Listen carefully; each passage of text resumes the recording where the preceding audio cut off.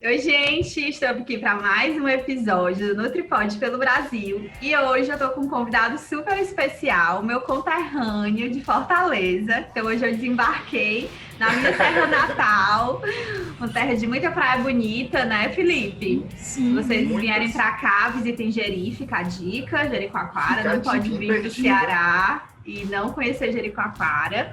E a gente vai ter mais uma conversa hoje com esse nutricionista que tem aí uma carreira dupla, né, Felipe? Ele vai se apresentar um pouquinho para a gente, vai contar um pouquinho da história dele e dar algumas dicas aí para vocês. Então fiquem de olho que tem muita conversa boa aqui para rolar. Mas eu queria te pedir para se apresentar, Felipe. Eu já falei teu nome, mas queria te Vamos pedir lá, para se apresentar um presente. pouquinho. Felipe por Felipe. Pronto. Eu sou mais conhecido como Felipe Brito, né? Também sou cearense, fortalezense, nascido e criado aqui, né? A gente tem o privilégio de morar onde as pessoas tiram férias, É né? verdade, é verdade. E eu sou nutricionista, né? Me formei na Universidade Estadual do Ceará. E como a Jamile falou, eu tenho uma carreira dupla, né? Eu sou professor universitário, né? Dou aula tanto em graduação como em algumas especializações. Sou professor do curso de graduação de nutrição da Unifor, da Universidade de Fortaleza.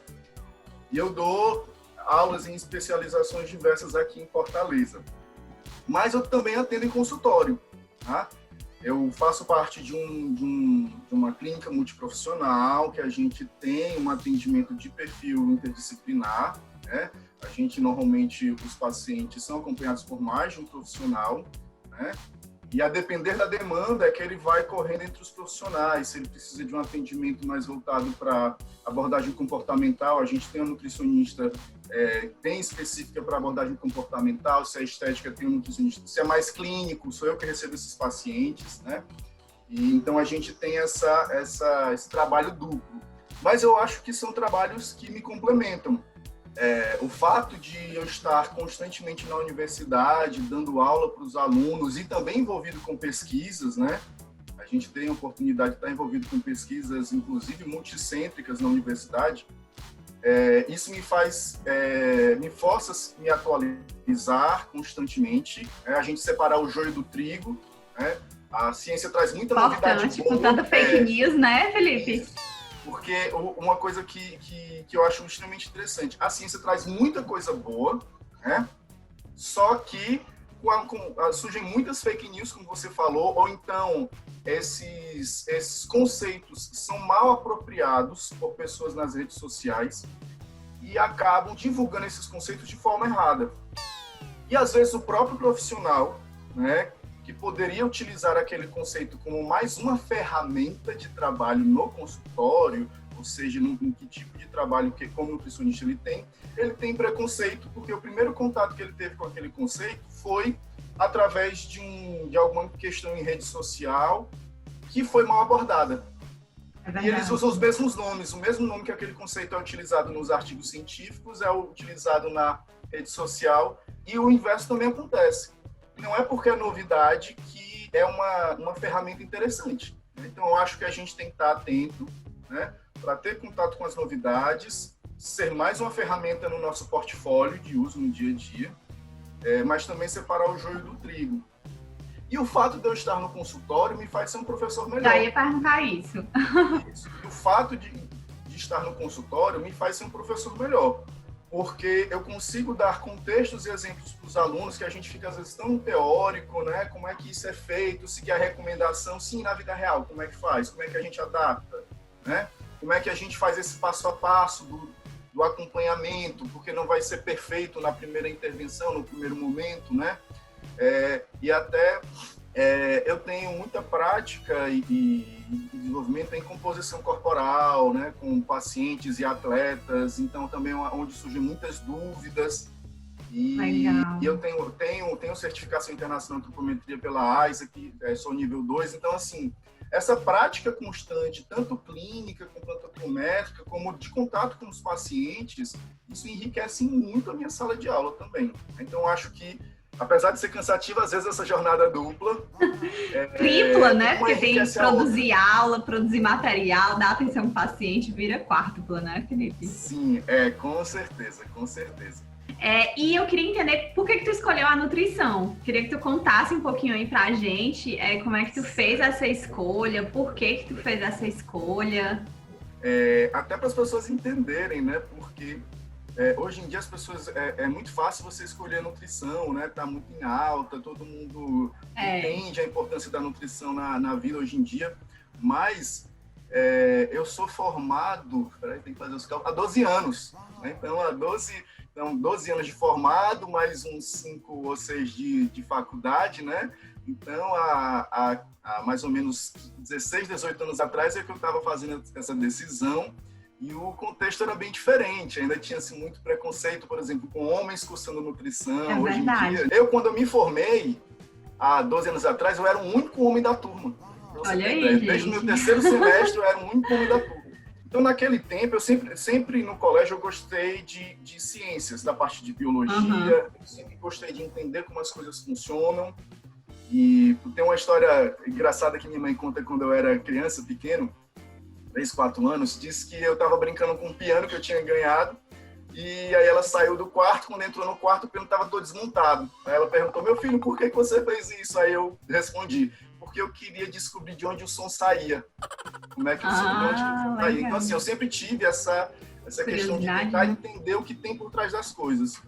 E com isso eu sempre gostei muito de biologia, então a tendência natural foi para a área da saúde. E sempre me fascinou essa questão de como você consegue modular a fisiologia e a bioquímica de uma pessoa simplesmente com escolhas alimentares, né? Isso sempre me fascinou. E foi o que me levou a fazer nutrição. O interessante é que durante a graduação isso foi um pouco desvirtuado, né? Eu rodei muito. Normalmente o processo natural você se forma, faz mestrado, se torna professor, né? A minha história foi um pouquinho diferente, né? Então, durante a graduação, eu comecei a engordar, comecei a ficar obeso, eu terminei a graduação bastante sobrepeso, porque as intervenções, estratégias tradicionais que eu conhecia na universidade, eu não conseguia resolver nem o meu problema. Como é que eu ia resolver o dos outros? Então, numa certa parte do curso, eu comecei a ficar frustrado. Hoje em dia, sou tão apaixonado, não parece aquela pessoa de alguns anos atrás. E uma coisa que sempre me despertou. Meu pai é comerciante, eu sou filho de comerciante. Então, eu via colegas se formando que não estavam tendo sucesso no mercado. E eram colegas que eram muito bons. Então, eu comecei a entender, né, pela experiência com os colegas e a minha história de vida, né, vendo meu pai, eu comecei a entender que não adiantava só ser bom em nutrição. Eu precisava entender de como gerenciar a minha carreira, como prospectar clientes, e comecei a ler sobre isso durante a faculdade. Não é à toa que minha monografia, o meu TCC de graduação foi sobre empreendedorismo em saúde. Olha aí, gente! Foi sobre empreendedorismo em saúde, por quê? Porque eu via que a gente precisava dessas outras habilidades, desses outros conhecimentos que a gente não tinha contato na universidade. Se posicionar como um negócio, porque é um negócio, por mais que a gente faça um bem para as pessoas, é um negócio. Mas a gente demora, né, Felipe? Você teve esse start aí cedo, mas como a maioria dos profissionais ainda acha que, sei lá, é um hobby, não é uma empresa. E acha que é feio isso, né?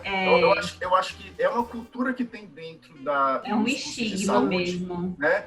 De que você pensar isso como um negócio é feio, não é, né? Se você vê, ninguém acha ruim ter um smartphone legal, um computador legal, um carro legal, e tudo isso só chega a você porque é um negócio que alguém pensou, que alguém investiu dinheiro para poder entregar isso para você, né? Então, pensar isso como negócio não é feio, é uma forma de você levar esses serviços, esses produtos para as pessoas. E a única forma de ser sustentável, ser financeiramente sustentável, com impacto sustentável na vida das pessoas. E aí a literatura era tão escassa de um jeito, gente, eu estou falando de 18 anos atrás, né? Que eu queria escrever sobre empreendedorismo em nutrição, não tinha literatura que abordava isso. Aí o que eu consegui achar foi literatura que abordava na saúde como um todo, por isso que o meu tema ficou um pouco mais abrangente. E eram tão poucas referências que eu escrevi meu TCC apenas com 22 referências. Não tinha de onde tirar, né? Era realmente escasso. E com isso, eu comecei já, na faculdade também eu já comecei a estagiar. Estagiei voluntário mesmo, estagiei voluntário 2 anos no Hospital de Messejana, que é um hospital referência em cardiologia e pneumologia aqui em Fortaleza. Só para você ter ideia, esse hospital só não faz mais transplante de coração do que o ENCOR, para você ver o tamanho do serviço que ele tem. E lá eu aprendi nutrição em terapia intensiva, que se hoje em dia tem pouca literatura, naquele tempo só tinha... Menos ainda. E de lá eu conheci os representantes da indústria de suplementos, fiz contato e comecei a estagiar na área. Então, durante o final da minha faculdade, eu estagiei em distribuidores, estagiei com a marca Novartis, estagiei depois com a marca Nestlé, e disso, quando me formei, fui contratado pela Nestlé. Então, o meu início de foi aí nessa área, né? Foi como representante da indústria de nutrição clínica, né? Eu trabalhei 2 anos como representante. Depois da Nestlé, eu fui trabalhar com Parenteral, com um distribuidor de Recife, que atuava aqui em Fortaleza também. Trabalhei mais 2 anos. Depois, eu fiquei desempregado porque esse fornecedor, esse distribuidor parou de trabalhar com essa linha, e aí não tinha como eu ficar. E aí eu comecei a trabalhar com produção, alimentação coletiva, né? E, então eu trabalhei geralmente é o primeiro, né? Quando a gente sai da faculdade, a gente vai... E aí eu passei a trabalhei mais alguns anos com alimentação coletiva numa empresa grande daqui de Fortaleza, que hoje em dia, na época que eu comecei a trabalhar nela, ela atuava só no Ceará, tá? Mas hoje em dia ela tem contratos no Brasil todo. E eu comecei, aí que eu aprendi uma coisa, eu comecei a aprender a ligar os pontos. Eu só fui contratado por essa empresa porque eles queriam algum nutricionista, né? Tinha que ser uma pessoa que entendesse da parte do serviço, mas que a minha responsabilidade era relacionamento com o cliente. Então, todas as experiências que eu tive, elas foram importantes para o meu próximo passo. Então, eu comecei a trabalhar nessa empresa de alimentação coletiva, mas não gerenciando contrato, né? Ou supervisionando produção, e sim com relacionamento com o cliente. E aí eu visitava todos esses clientes, levantava os problemas, mediava a solução de problemas. E tudo isso todas essas habilidades eu tinha aprendido nas negociações que eu tinha que fazer como representante. Então, sempre, toda a sua história de vida, o que eu aprendi, ela vai desenvolvendo habilidades para o seu próximo passo. E disso... Anotem essas dicas, hein, gente? Felipe já deu várias dicas, gente, aqui. Então, assim, a história é sua, só que você sempre vai desenvolvendo habilidades e as habilidades ficam. E às vezes elas são cruciais para o seu próximo passo. Né? Você fica se perguntando, poxa, por que eu passei por isso? Para que serve, né? Tão diferente da minha... do que eu faço hoje, ou da minha área. E eu acho que nutricionista tem isso, sabia, Felipe? Não sei se você concorda, mas eu acho que a gente, às vezes, fica um pouco bitolado, fechado no nosso mundo e não abre aí o olhar, não abre a mente para coisas de outras profissões, outras habilidades que não são técnicas. Sim, com certeza. Por exemplo, pegando esse exemplo, na minha adolescência... E na época da faculdade, eu tocava em banda. Eu toco violão, toco contrabaixo, tenho noções de bateria. Então, nessa minha vivência, eu tive experiência de palco, né? Como músico. Olha aí. Né? Tocando. Hoje em dia, estou mega enferrujado. Mas... Por isso, hoje em dia, eu não tenho dificuldade em dar palestras mesmo para grandes públicos. E vocês ficarão surpresos quantos professores, são ótimos professores, colegas meus, mas eles se sentem extremamente incomodados quando tem que dar palestras, entrevistas em rádio e TV, né? Eles se sentem muito incomodados, apesar de serem ótimos professores, super seguros, mas por essa experiência de palco que eu tive... para mim não é problema. Também, mas chegou um momento nessa minha experiência profissional que eu passei a supervisionar contrato também. Houve a construção do Shopping Rio Mar, aqui em Fortaleza, né? O primeiro Shopping Rio Mar de Fortaleza, que é o do Papicu, e era um contrato grande com muita exigência, né? E nenhum dos nutricionistas, a gente tinha na equipe muitos nutricionistas tecnicamente bons para acompanhar o serviço da alimentação, mas nenhum tinha traquejo de negócio em lidar com o cliente. Então, por isso eu fui escolhido para assumir esse contrato. Tá? E depois, aí eu implantei, quando o contrato já estava rodando bem liso, essa virou a minha sina na empresa, implantar contrato. Né? Por causa desse traquejo de conseguir. Então, eu percebi que eu nunca fui aquele cara que tinha um mega hiper conhecimento de um assunto, mas eu era a pessoa que tinha facilidade em ligar pontos e traduzir para as diversas equipes. Então, eu conseguia traduzir a alimentação para o financeiro do cliente, eu conseguia trazer a demanda do cliente e traduzir para a empresa, então eu conseguia fazer muito fácil essa interface. E eu faço isso até hoje. Como isso hoje te ajuda, né, no consultório? Porque quando você atende um paciente, você tem que lidar aí com várias coisas, desde negociação, de muitas vezes até de valores, de frequência de atendimento, negociação de metas, acordos combinados, né? Tem que avaliar essa questão que ele traz também financeira, social, a gente sabe que comer é muito amplo, né? Então foram esses passos... amplo. Sim. E a partir daí, depois eu voltei para... Estou aqui a minha primeira pós-graduação. E eu sempre tive essa questão. Eu não posso ficar só com experiência. Eu tenho que ter conhecimento sobre aquilo também. Então, a minha primeira pós-graduação foi um MBA em Marketing pela Fundação Getúlio Vargas. Olha aí. Então, até hoje, quando os meus alunos veem o meu currículo, quando eu me apresento para dar uma aula, acham estranho, né? Porque eu totalmente acadêmico, clínico. E a partir daí, eu comecei eu voltei para o ramo de representação. Eu gerenciei uma equipe de vendas, né, com uma linha de produtos Abbott no Nordeste. Eu fui contratado por um distribuidor. Nesse momento, né, durante essa experiência, que foi bem enriquecedora e que é bem complexa, foi a minha primeira experiência de gerenciamento de equipe. Então, é uma descoberta, é bem complexo. Não é fácil você gerenciar pessoas, é um aprendizado contínuo. Eu comecei a ter contato com outras abordagens nutricionais, né, diversas, diferentes das que eu tive contato na universidade. E não é à toa que até o meu mestrado eu fiz com isso. Né? A gente pesquisou intervenções não tradicionais no processo de tratamento da obesidade. E eu comecei a emagrecer, comecei a melhorar minha saúde. Eu cheguei a ser obeso, cheguei a ser hipertenso, tá? E consegui emagrecer, desmamei do remédio da medicação de hipertensão. E é isso que me deu um estalo para ir para o consultório. Gente, eu quero dizer que o Felipe, ele é nosso aluno do KIO, então é uma honra. Olha aí o currículo do Felipe, de muitas coisas que ele falou aqui. Acho que fica aí muito claro para mim essa coisa de como realmente é importante você ter esse olhar mais abrangente, não se bitolar só, que é o que acontece na maioria das vezes, mas você também, com o passar do tempo, a maturidade profissional, você saber tomar as decisões certas, mais assertivas, né? E saber onde focar. Ter coragem de mudar, se transformar.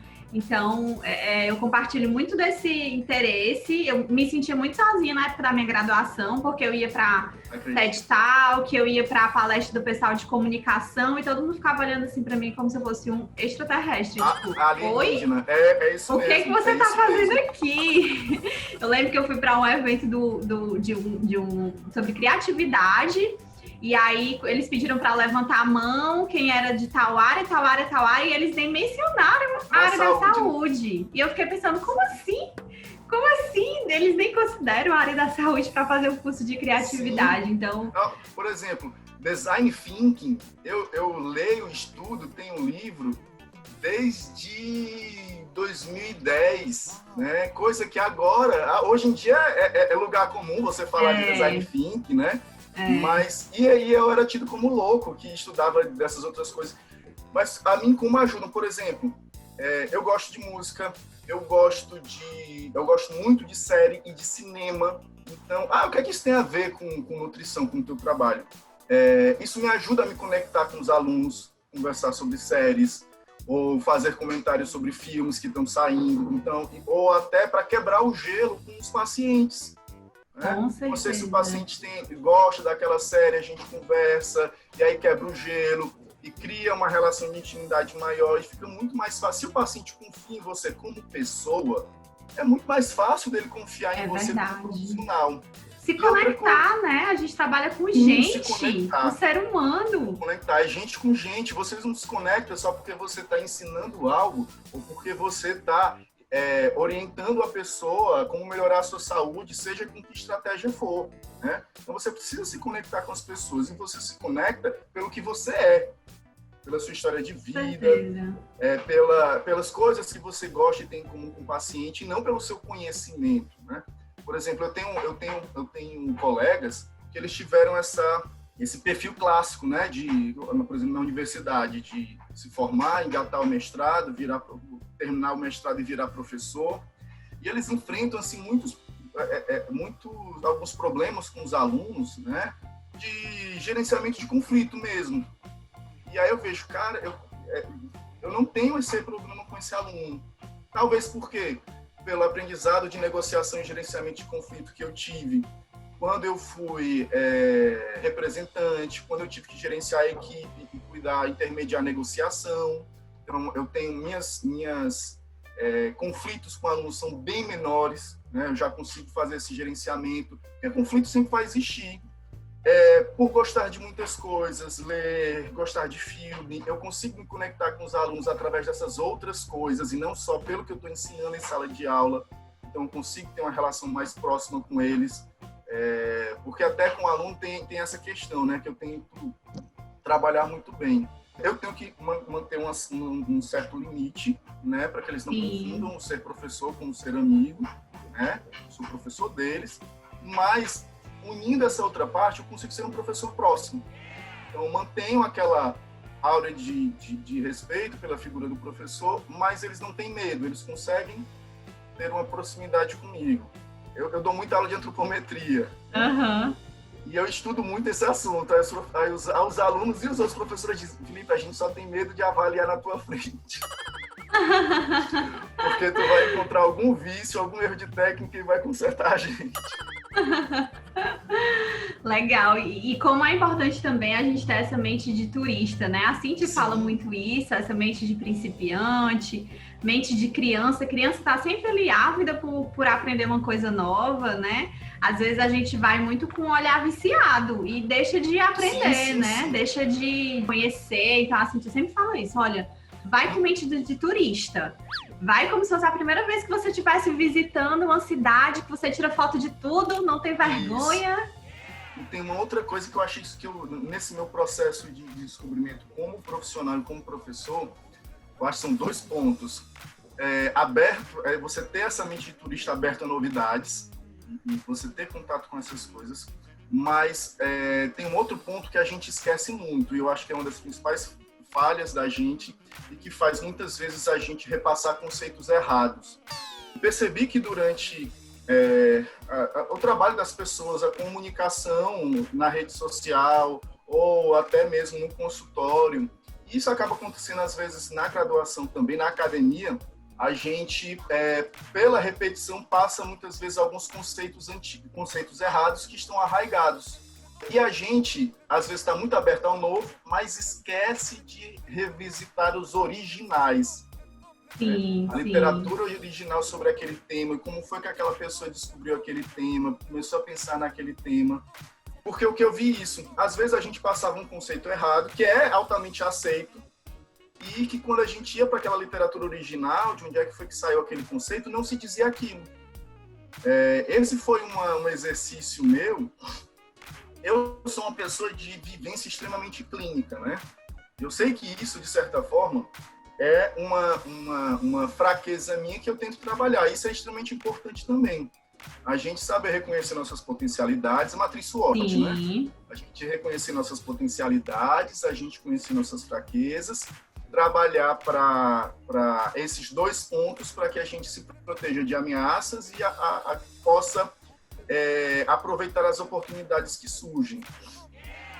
Então, eu sempre tive um histórico muito clínico, né? Pela experiência que eu tive nas UTIs do Hospital de Messejana, pela minha atuação como nutricionista de consultório, pelas disciplinas que eu ministro na Unifor e por supervisionar estágio hospitalar também, né? Só que, o que é que começou a surgir com mais força a nutrição comportamental, a abordagem do comportamento alimentar, né? E tem um amigo de vocês, Altair de Souza, né? Ele é neurocientista da USP. Siga o podcast deles, eu acho que é uma dica maravilhosa para todo mundo, para você entender melhor ciência e aplicação de ciência no nosso dia a dia. Sim, com certeza. E ele fala que tudo tem 4 causas, né? O único problema, ele não é explicado por uma única causa. Então, tudo tem causas relacionadas à nossa genética, à nossa construção tecidual, a receptores celulares, à nossa fisiologia ou fisiopatologia ou mudanças de bioquímica, né? E relacionadas ao nosso comportamento. Eu comecei a perceber, no consultório mesmo, eu percebia que muitas vezes o que definia o sucesso de um paciente não era necessariamente a dieta que você fazia, era ele conseguir manter aquela rotina, né, manter aquela mudança de estilo de vida, ele compreender que para que ele tivesse uma melhor saúde, emagrecesse ou reduzisse a frequência e a incidência daqueles sinais e sintomas que foi o que levou o paciente para o nosso consultório, ele precisaria decidir a fazer uma mudança de estilo de vida. E essa mudança de estilo de vida não se resume a um papel, né? Mas a ele se planejar, saber que ele tem que fazer escolhas alimentares melhores, saber equilibrar essas escolhas com momentos, vivências que ele tem, né? Planejar compra, a preparação dos alimentos e vivenciar isso, mudar o estilo de vida.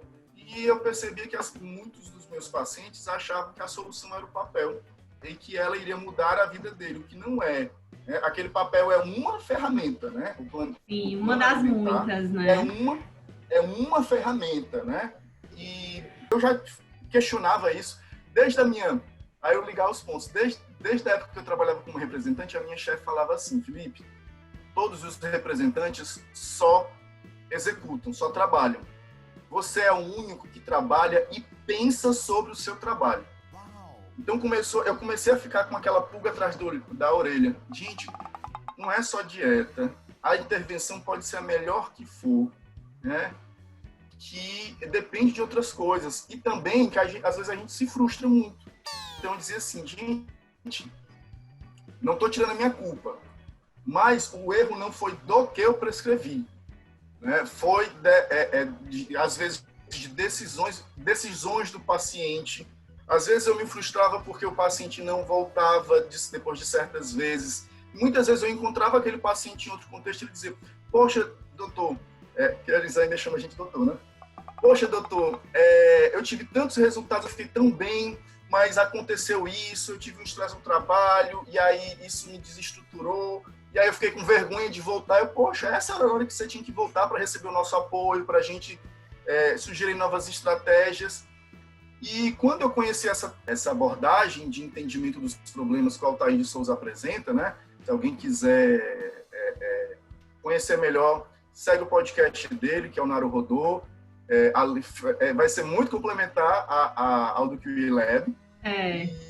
Essa abordagem ele chama de 4 causas de Aristóteles. Por isso que nem tudo que é antigo é ruim, que foi Aristóteles na Grécia que criou isso e a gente usa para organizar nosso pensamento até hoje. E eu vi, cara, essa intervenção também é importante, mas não é a única coisa, porque com esse tipo de intervenção, eu estou trabalhando uma única causa do problema, eu estou deixando de trabalhar outras. E foi quando começou a surgir a nutrição comportamental, a abordagem comportamental. Só que eu achava muito estranho a forma que algumas pessoas que eu tinha contato abordavam nas redes sociais. Né? E, por acaso, eu fui para um congresso, que foi onde eu conheci a Cíntia, né? E nesse congresso, então por esses, e aí eu trago de novo esse mesmo conceito. Às vezes o conceito tem o mesmo nome, alguém absorveu inadequadamente aquele conceito, só que ela passa na sua comunicação de forma inadequada. Então eu tinha um preconceito.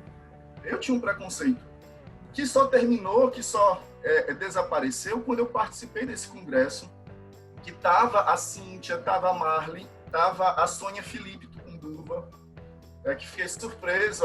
Eu conheci a Sônia Felipe Tucunduva pelos livros de nutrição e dietética, né?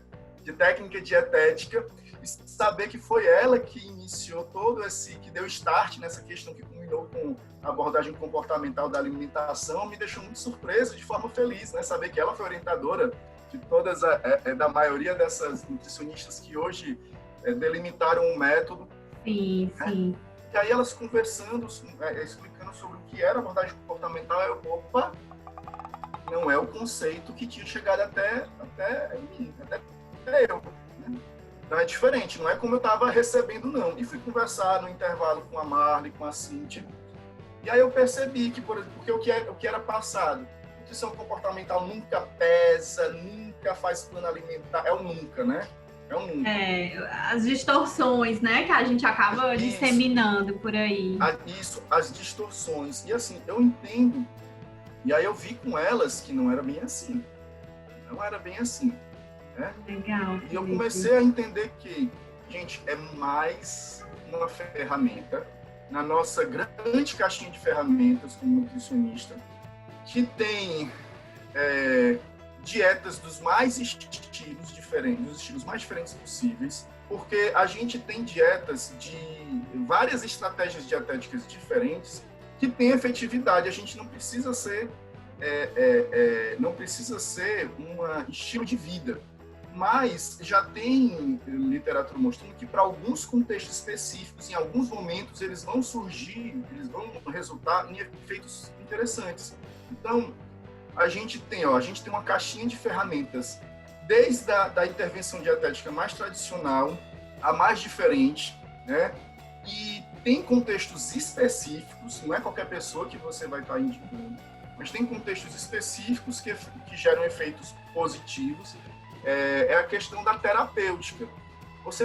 Muitas vezes, você não precisa tomar um remédio para sempre.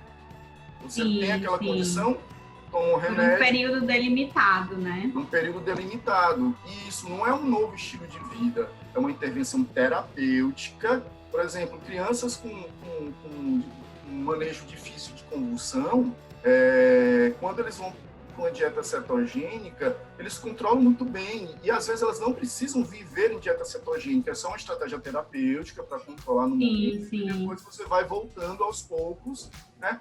Então, a gente misturou tanto essas coisas que a gente esqueceu de ser um nutricionista completo. Ver a nutrição de uma forma ampliada, a gente começou a se definir pelas ferramentas, ao invés de se definir como profissional. E a gente, hoje em dia, tem tanta ferramenta. É uma caixinha de Pandora, né? Dá pra gente ir tirando, usando. Aí eu gostei desse nome que você deu. A gente tem que ter cuidado. Me deu um insight aqui. Né? E eu acho que conversando com as outras pessoas, a gente sempre tem mais insights. A gente tem a nossa caixinha de ferramentas, mas a gente tem que ter cuidado para ela não virar uma caixa de Pandora. Exatamente. Então, assim, a gente parar de se definir pela ferramenta, a gente se definir como nutricionista. Eu acredito que é um caminho natural, às vezes, você se definir por um foco, porque você acaba ficando com uma expertise muito grande sobre aquilo e tendo um domínio muito grande. Então, sim, foco eu acho que é um caminho natural do tipo. A gente tem nutricionistas esportivos que o grande foco deles são praticantes de CrossFit. Sim, sim. Outros nutricionistas esportivos, eles têm um domínio profundo na área de fisiculturismo. Então, assim, o foco de atuação, ele é algo que surge naturalmente com uma maturidade. É importante a gente diferenciar, né? Diferenciar. Legal, porque isso até Felipe. se torna também um posicionamento de mercado. Sim, né? Com certeza. Uma coisa que eu aprendi, outra dica, gente. posicionamento de mercado não é sobre os sims que você dá, mas sim sobre os nãos que você dá. Com certeza. Então, quando você vê aquele nutricionista, eu atendo comportamental, esportiva, criança, adulto, aí eu começo a ficar, opa, peraí. Então quem é nutricionista de todo mundo não é nutricionista de ninguém, né? Você precisa ter aí essa maturidade de abrir o seu olhar, mas você precisa também, né, dar nãos. Às vezes é melhor você não atender um paciente do que você atender e você fazer um trabalho, né, ali medíocre, mediano. E você contar com seus colegas, Indicar, né, gente? Vamos indicar, vamos ter aí uma listinha e indicar para quem sabe. Eu comecei a atender uma paciente e eu comecei a perceber que o grande problema dela não era a dieta, era o comer transtornado. Era o comer transtornado. Mas eu só pude perceber isso, eu trago a minha meia-culpa e é algo que é uma fraqueza que eu quero trabalhar, eu tenho como meta.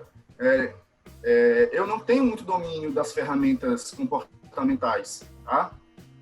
Mas eu percebo que se eu adicionar ferramentas comportamentais ao meu atendimento, eu vou ter um sucesso muito maior com o meu paciente. Né? Só que eu só fui perceber esse problema dessa paciente porque eu perdi o preconceito através desse contato com a Marli, com a Cíntia, e através de estudar o assunto.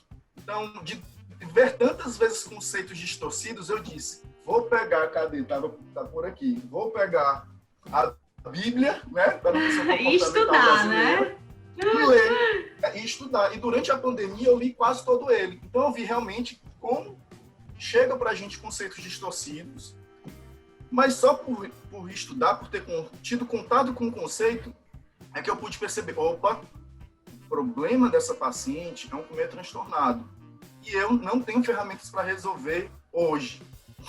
Indiquei para um colega. Indicou. Nossa, isso é fundamental. E aí eu disse, e ela trabalhava na mesma clínica, e eu falei, eu quero lhe fazer uma proposta. Eu não vou lhe passar mais dieta, porque eu percebo que o seu principal obstáculo é isso, isso e aquilo. Então, você já pagou minha consulta, não tem problema. Eu vou lhe encaminhar para minha colega daqui da clínica, que trabalha com abordagem comportamental, é o principal foco dela. E eu vou falar para a secretária que você já pagou a primeira consulta dela. Então, o dia que você pagou não vai vir para mim, vai vir para ela. E aí você só vai ter o trabalho de marcar o dia da primeira consulta. Você nem precisa gastar de novo. E se você realmente... não esquecendo, gente, é um negócio.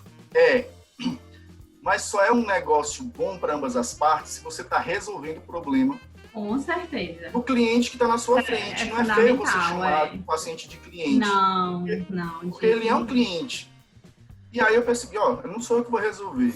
Então, eu não vou cobrar por essa consulta. Esse dinheiro que você já pagou vai ser para pagar a sua consulta com ela. Só marque a data. Pronto. E ela começou lá o trabalho com a minha colega, porque a gente não consegue resolver tudo. É verdade. Felipe, a gente está se aproximando aí do finalzinho do nosso papo, mas eu queria te fazer uma última pergunta, né? E queria que você deixasse aí 2 dicas. Você já deu várias, né? A gente pode aí fazer uma lista só com as dicas que você colocou. Mas se você pudesse, assim, dar 2 certeiras para quem está ouvindo aí a gente. E queria que você me respondesse aí se você se sente hoje um profissional realizado. Eu acho que é até uma pergunta meio redundante, porque quem está escutando esse nosso papo aqui já sabe que eu já imagino a resposta e imagino que vocês também que estão aí ouvindo. Mas queria que você me dissesse se e finalizasse aí com essas 2 dicas para esses nutricionistas aí do Brasil que estão ouvindo a gente, para ficar aí com essa dica do Felipe daqui de Fortaleza. Sou extremamente realizado com o que eu faço. Amo estar atendendo pacientes. Hoje em dia, né, como eu falei, meu abordagem é mais clínica. Eu trabalho muito com transtorno gastrointestinal grave pra caramba, e com doença autoimune, mas o que tem vindo mais são doenças gastrointestinais bem graves. Amo o consultório, amo esse contato com os pacientes, amo ver essa diferença, até uma coisa engraçada, né? Assim, o nutricionista acaba tendo que falar de cocô, né? Então, por exemplo, eu tive uma vitória que você nem imagina esses dias. Eu atendi um senhor que teve, por causa de um câncer, ele teve que tirar a vesícula, todo o estômago e boa parte do intestino, tá? E esse senhor veio para mim porque ele estava perdendo muito peso, estava emagrecido. E ele me contou que há 2 anos ele só defecava como diarreia. E aí eu pedi para ele, tenha paciência, vamos começar a trabalhar, né? E ele perdendo peso, ficando mais debilitado. E com paciência, intervenção, entendendo que são passos, né? Que ele não ia ganhar peso logo. Com 3 meses ele chegou para mim e disse: doutor, depois de 2 anos, foi a primeira vez que eu fiz um cocô inteiro. Né? Então, assim, e lógico, isso é a materialização para ele. Mas ele ganhando peso, ele conseguindo ter segurança. Imagina ele dizendo: doutor, agora eu tenho segurança para sair de casa para fazer minhas coisas. Com certeza. Então, não tem preço, né? Isso não tem preço.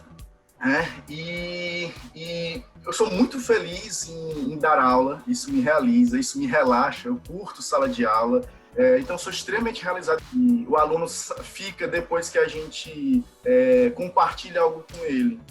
Então a primeira dica é, de certa forma, você estudar nutrição, todas essas ferramentas sem preconceito, para que você tenha segurança de saber escolher a melhor ferramenta para aquele contexto do paciente, que pode ser qualquer uma delas, ou a junção de várias delas, e você não estudar só nutrição.